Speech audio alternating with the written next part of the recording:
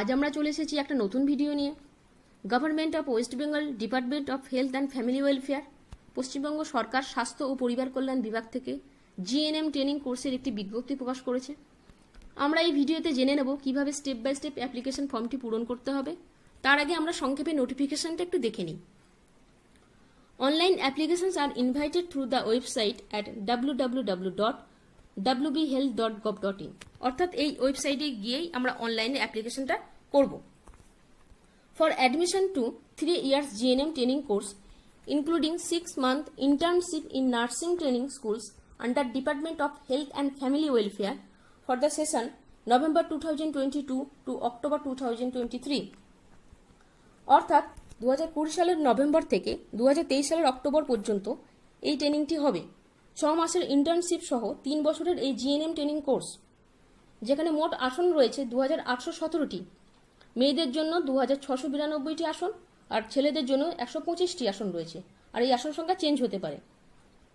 সংরক্ষণ রয়েছে, দেখো, শিডিউল কাস্ট ক্যান্ডিডেটস যারা তাদের জন্য 22%, শিডিউল ট্রাইব যারা তাদের জন্য 6%, other backward classes category A candidates তাদের জন্য 10% এবং other backward classes category B তাদের জন্য 7% আসন সংরক্ষিত রয়েছে। এর পরের পয়েন্টে চলে আসি। Female candidates belonging to orphanages and inmates of destitute homes recognised by social welfare department government of West Bengal 2% only for state government institute under health and family welfare department অর্থাৎ সমাজ কল্যাণ দপ্তরের স্বীকৃত অনাথ আশ্রমে থাকা মহিলাদের জন্য আসন সংরক্ষণ রয়েছে 2%। এছাড়াও পশ্চিমবঙ্গের হোম সিভিল ডিফেন্স দপ্তরের অধীনে মহিলা সিভিল ডিফেন্স ভলেন্টিয়ার্স প্রার্থীদের জন্য 2.5% সিট সংরক্ষণ রয়েছে।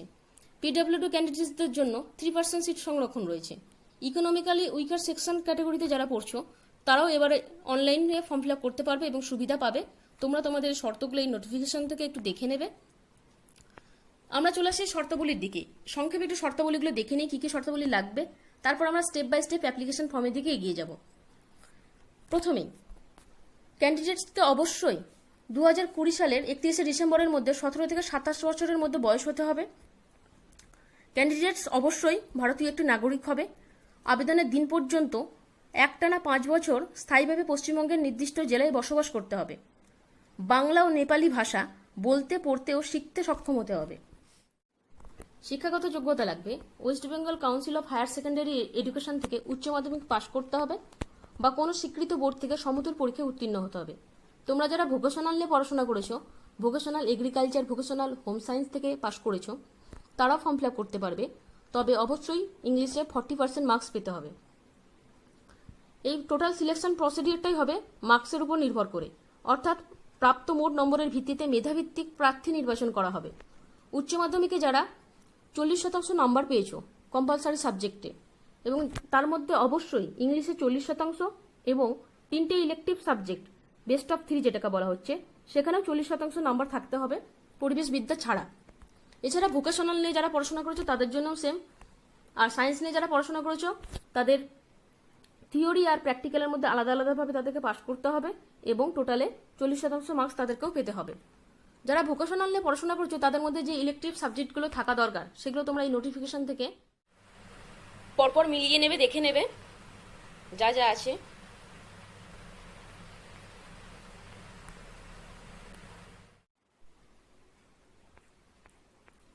এরপর চলে আসি আমরা পরের পয়েন্টে। আমরা দেখে নিই কোন কোন ইনস্টিটিউশন থেকে এই জিএনএম ট্রেনিংটা করানো হবে। টোটাল 39টা স্কুল আছে যেখান থেকে এই জিএনএম ট্রেনিং করানো হবে। তোমরা এই নামগুলো এই নোটিফিকেশন থেকে দেখে নেবে যাতে ফর্ম ফিল আপের সময় তোমরা পরপর সিরিয়ালি সেগুলোকে চুজ করতে পারো। দেখো কোন কোন স্কুলে কত কত ভ্যাকান্সি আছে, রিজার্ভ আনরিজার্ভ ক্যান্ডিডেটদের জন্য সবটা এখানে ডিস্ট্রিবিউশন করে দেওয়া আছে। এরপর চলে আসি আর একটা ইম্পর্টেন্ট বিষয়ে। এই ফর্ম ফিল আপটা চলতে থাকবে আগস্ট মাসের 10 তারিখ পর্যন্ত। তোমরা যে স্কুলগুলোর নাম চুজ করবে সেগুলো 12 তারিখ পর্যন্ত করতে পারবে। প্রফেশনাল মেরিট লিস্ট বেরোবে আগস্টের 17 তারিখ পর্যন্ত। কোনো অ্যাপ্লিকেশনে ভুল থাকলে সেই কারেকশন করার জন্য 20 তারিখ থেকে 22 তারিখ পর্যন্ত আবার উইন্ডো ওপেন করা হবে। তারপর রেকটিফিকেশনের পর মেরিট লিস্ট বেরোবে 25শে আগস্ট। এরপর চলতে থাকবে ভেরিফিকেশান, মেডিকেল চেক আপ, পরপর আবার শিডিউল বেরোবে, first round second round admission চলতে থাকবে। সব শিডিউলগুলো এখানে দিয়ে দেওয়া আছে টাইম টু টাইম, তোমরা এখান থেকে দেখে নেবে। তারপর চলে যাই বন্ধুরা আমরা আসল জায়গায়, যেখান থেকে আমরা ফর্ম ফিল আপটা করতে পারবো। সেই ওয়েবসাইটে গিয়ে আমরা ফর্ম ফিল আপটা শুরু করি। অফিসিয়াল ওয়েবসাইটে চলে এসেছি। এই ওয়েবসাইটের এই অপশানটা তোমরা দেখতে পাচ্ছ, online admission for GNM diploma course ANM and GNM. এই জিএনএম ট্রেনিংয়ের পাশাপাশি এখানে এএনএম ট্রেনিংয়েও অ্যাপ্লাই করা যাবে, তবে শুধুমাত্র মেয়েরা অ্যাপ্লাই করতে পারবে, আর পশ্চিমবঙ্গের পঞ্চায়েত এলাকার বাসিন্দা হতে হবে। তাহলে এই অপশানটা ক্লিক করে দিই।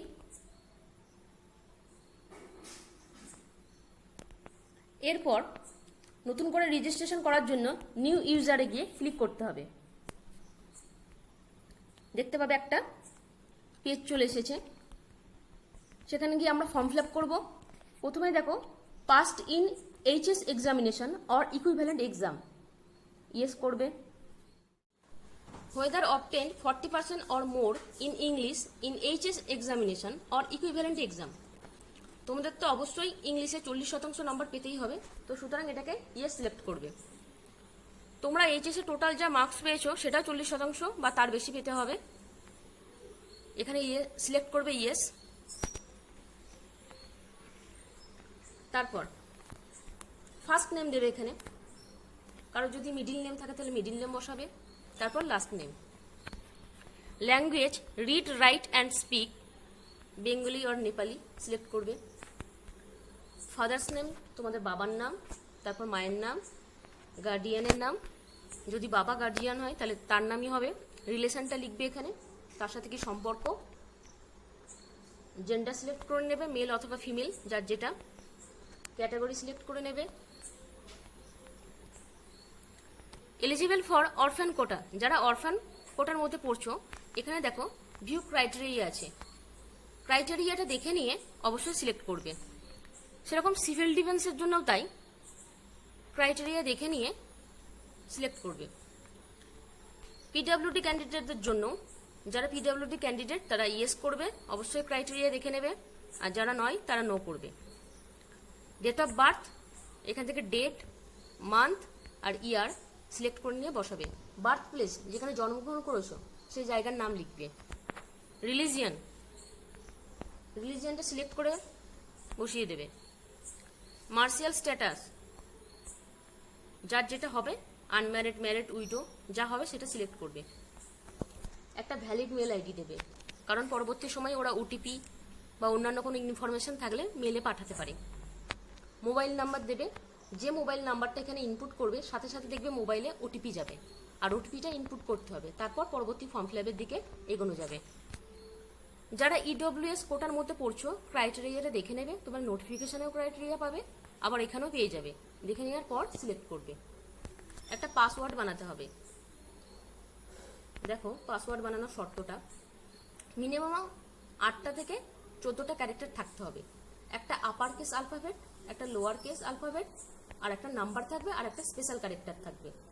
যে পাসওয়ার্ডটা বানানো হবে সেটাই এখানে আবার দেবে কনফার্ম পাসওয়ার্ড হিসাবে।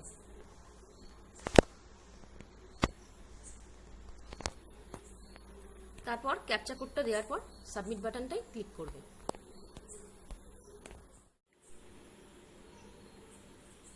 আমাদের কাছে যেহেতু ইউজার আইডি আর পাসওয়ার্ডটা আছে, তাই আমরা ওয়েবসাইটে গিয়ে এবার সাইন ইন করতে পারবো।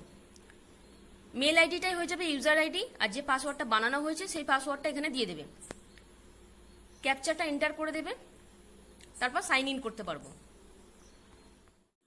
সাইন ইন করার পর আমরা এখানে নিউ অ্যাপ্লিকেশন দেখতে পাবো। এই নিউ অ্যাপ্লিকেশনটাই ক্লিক করার পর এই যে জিএনএম না এএনএম, তোমরা যেটাই অ্যাপ্লিকেশন করতে চাও সেটাই অ্যাপ্লাই নাও করে দাও। আমরা জিএনএম এর জন্য যেহেতু করছি তাহলে জিএনএমটাই অ্যাপ্লাই করে দিই। এখানে এডুকেশনাল কোয়ালিফিকেশনটা দেবে, হায়ার সেকেন্ডারি হলে হায়ার সেকেন্ডারি বা তারও কোনো বেশি হলে সেটা দেবে। তোমাদের পাসপোর্ট সাইজের ফটো লাগবে, জেপিজি ফরম্যাট এখানে আপলোড করবে, 100 কেবির যেন বেশি না হয়ে যায়। ন্যাশনালিটিটা লিখবে, যারা বিবাহিতা তারা হাজব্যান্ডের নাম দেবে। অ্যাডমিট কার্ডে বাবা মা অথবা যার নাম আছে প্রিন্ট করা আছে সেটা সিলেক্ট করে দেবে এখান থেকে। মাধ্যমিকের অ্যাডমিট কার্ডটা আপলোড করতে হবে পিডিএফ ফরম্যাটে, 200 কেবির বেশি যেন না হয়।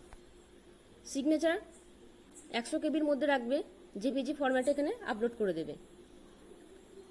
অ্যাড্রেসগুলো দেবে, প্রেজেন্ট অ্যাড্রেস আর পার্মানেন্ট অ্যাড্রেস যদি সেম হয় তাহলে এই বক্সটায় ক্লিক করে দেবে, আর না হলে পরপর তোমাদের সব জায়গাতেই লিখতে হবে। যেমন স্টেট ওয়েস্ট বেঙ্গল সিলেক্ট করতে হবে, যে ডিস্ট্রিক্টে থাকো সেটা এখান থেকে নিয়ে সিলেক্ট করে দেবে।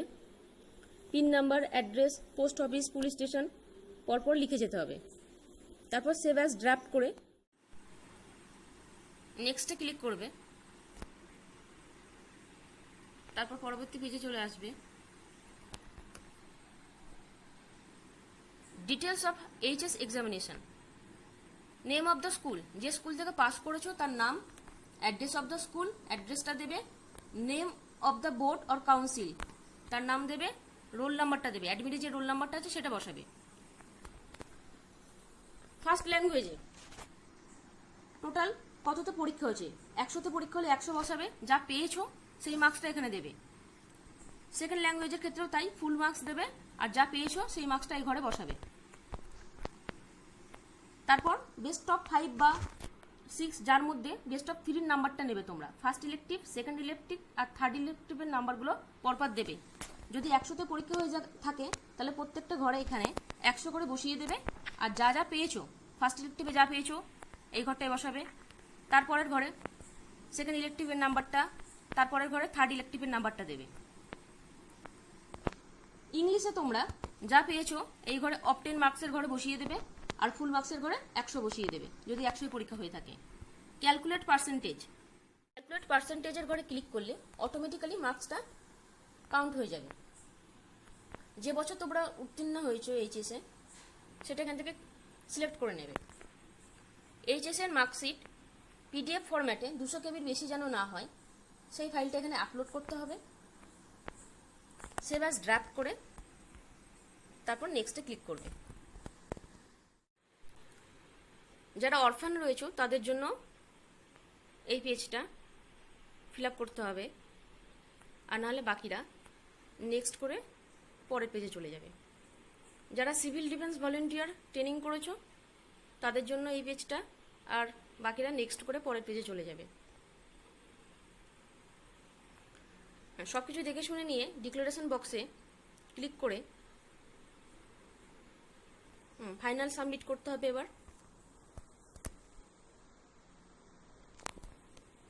এখানে ওকে করে দেবে। ফাইনাল সাবমিট করার পর আমাদের এই পেজটা খুলে যাবে। এ দেখো গো টু চয়েস ফিলিং, এখানে ক্লিক করলে ইনস্টিটিউশন নামগুলোকে পরপর এখানে সিলেক্ট করতে হবে। তোমাদের বাড়ির কাছে যেগুলো আছে সেগুলোকে আগে সিলেক্ট করবে, তারপর দূরেরগুলোকে সিলেক্ট করবে।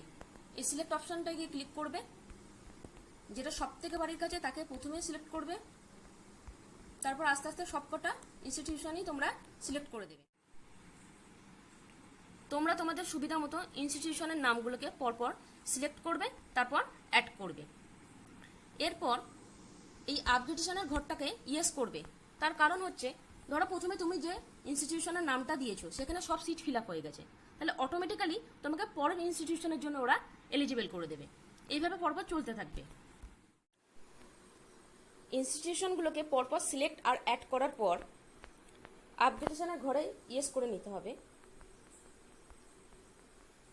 তারপর click to lock your choice করার পর ডাউনলোড চয়েস পিডিএফ ফরম্যাট, অর্থাৎ এই ইনস্টিটিউশনের নামগুলোকে আমরা পিডিএফ ফরম্যাটে নিজের কাছে ডাউনলোড করে রাখতে পারবো।